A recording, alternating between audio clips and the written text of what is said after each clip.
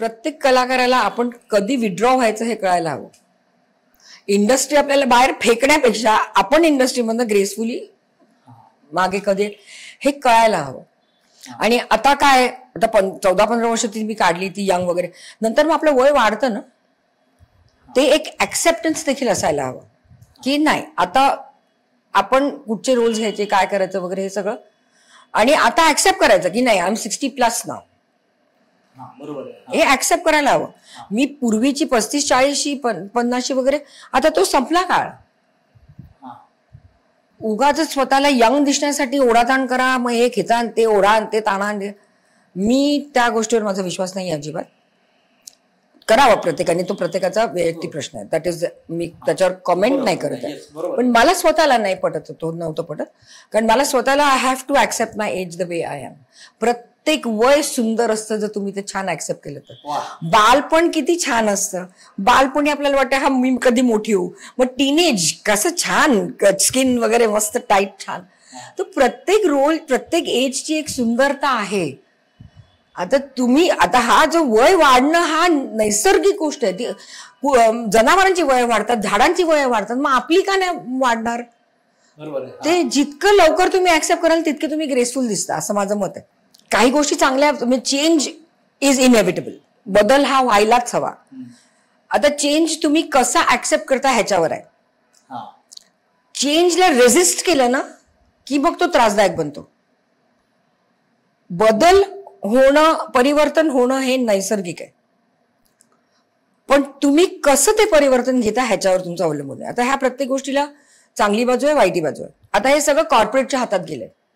पूर्वी आमचे managers, secretaries, आता हे सगळं कॉर्पोरेटच्या हातात गेलंय. आता काय झालंय, कॉर्पोरेटमध्ये ही सगळी खूप नवीन नवीन मुलं आहेत. तर ती नवीन मुलं आमच्यासारखे सिनियर्सना ओळखतात नाही ओळखतात माहिती नाही. आता पण मी हे अक्षरशः कॅमेरावर मला बोलायचीच इच्छा आहे. ऍड फिल्म्सच्या शूटिंगसाठी मला जवळजवळ रोज कॉल येतो आणि सांगतात मॅडम आपकी लुक टेस्ट दीजिए. ओके, लुक टेस्ट म्हटलं मी लुक टेस्ट देत नाही.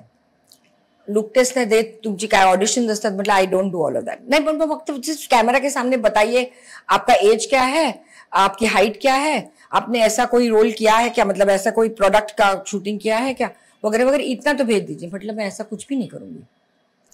मला कधी कधी असं वाटत दिग्विजय तुम्ही मला म्हणता मी एवढं हे केलं ते केलं आणि एवढं काय काय, पण ही लोक जेव्हा मला असं विचारतात ना तेव्हा मला खरंच वाईट वाटतं.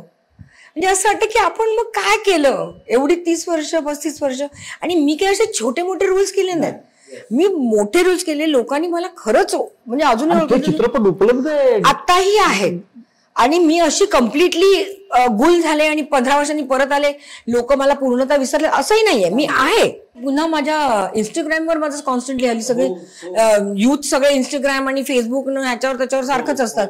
डिजिटल ह्याच्यावर माझा प्रेझेन्स आहे.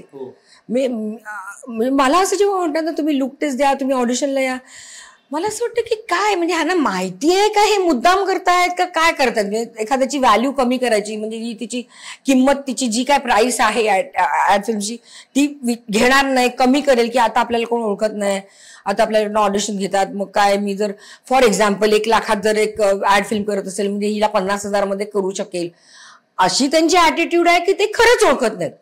आणि ते जर खरंच ओळखत नसतील तर त्यांना जेव्हा सांगितलं जाईल त्यांच्या कंपनीत, एक तुम्ही नुसतं तुमच्या फोनवर सगळं आहे तिकडे टाईप करा ना माझं नाव आणि बघा ना काय आहे ते, म्हणजे तुम्हाला साधारण कळेल. तरी उद्या तुम्ही बच्चन साहेबांना सांगाल मला ऑडिशन द्या आणि मला तुमचं लुक, हे कसं. एवढे सिनियर लोक जी आहे आमच्या काळातली जी एक, म्हणजे मला हे वाईट वाटतं की ही अशी परिस्थिती आताची झाली. तर आता हा चेंज, जसं मी म्हटलं परिवर्तन तुम्हाला ऍक्सेप्ट करायला हवं. ठीक आहे मी ऍक्सेप्ट करते, मी त्यांना सांगते I am sorry, I don't give auditions and I don't give look test. I have done a lot of films, you check on the net and if you are okay fine.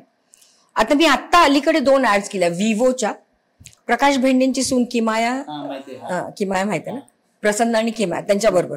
तिथे काय मला look taste नाही त्यांनी विचारली कारण ते मला ओळखतात चांगले.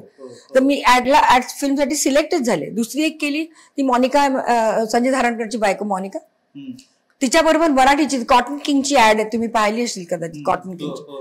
ती पण मला कित्येक वर्ष ओळखते. तिने मला सांगितलं नाही मॅडम तुम्ही हा ऍड करायचे. त्यांनी काय मला लुक टेस्ट वगैरे विचारली नाही. मला संजय भन्सालींनी लुक टेस्ट नाही विचारली, माझं ऑडिशन नाही घेतलं तर. एवढ्या मोठ्या लोकांबरोबर उमेश मेहरांनी मला सांगितलं दिलीप कुमारच्या समोर तू उभी राहणार, रेखाजींच्या समोर तू उभी राहणार, कशी करणार, मला ऑडिशन दे. तेव्हा मला नाही कोणी विचारलं ऑडिशन द्या ना हे द्या. आणि आता काय हे ऍड फिल्मसाठी तुम्ही ऑडिशन बघता. मराठी चित्रपटसृष्टीतील लेटेस्ट अपडेट्स आणि गॉसिपसाठी आमच्या चॅनेलला सबस्क्राईब करा आणि बेल ऐकन दाबायला विसरू नका.